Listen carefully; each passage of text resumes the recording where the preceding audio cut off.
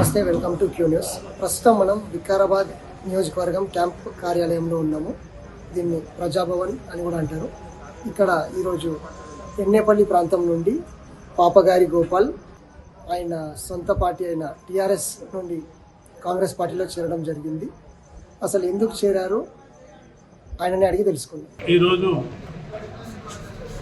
Senior TRS leader Gopi గారు ఈరోజు తెలంగాణ రాష్ట్రంలో ప్రభుత్వం రేవంత్ రెడ్డి గారి నాయకత్వంలో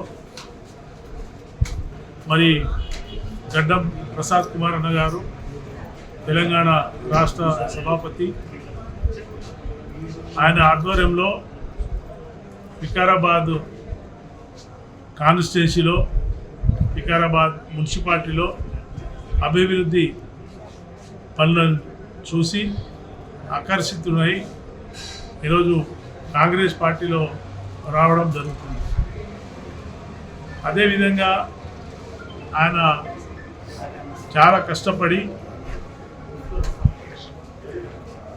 పార్టీ కార్యకర్తగా పనిచేసుకుంటూ వస్తే మరి తర్వాత వచ్చిన వారికి మరి అక్కడ 15వ వార్డు నుంచి టికెట్ ఇవ్వడం జరిగిందని నిరాశతో కాంగ్రెస్ పార్టీలో రావడం జరిగింది.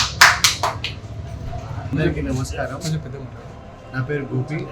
నేను 12 సంవత్సరాల నుంచి బీఆర్ఎస్ పార్టీ పట్టణ ప్రధాన కార్యదర్శిగా పనిచేశాను. మాజీ పట్టణ ప్రధాన కార్యదర్శిగా నేను 12 సంవత్సరాల నుంచి బీఆర్ఎస్ పార్టీకి పనిచేస్తూ ఉన్నాను. నాకు ఇప్పటి వరకు తగిన అవకాశాలు అక్కడ లభించలేదు, దొరకలేకపోయింది. ఆ పార్టీలో నేను సేవ తప్ప ఇంకా ఏం లేదు. అక్కడ నుంచి ఏం ఒక పదవి కానీ ఏది కానీ చేయలేదు ఇప్పటివరకు. సరే, ఇప్పుడు నేను బీఆర్ఎస్ పార్టీ నుండి కాంగ్రెస్ పార్టీలో ఈరోజు పెద్దలు రత్నారెడ్డి గారి సమక్షంలో మరియు కిషన్ గారి సమక్షంలో చేరుతున్నాను. ఇక్కడ వాళ్ళిద్దరి ఆధ్వర్యంలో నాకు తగిన అవకాశాలు ఎప్పుడైనా లభిస్తే నాకు కల్పించారని మీ యొక్క మనవి. స్పీకర్ గారికి నా యొక్క మనవి.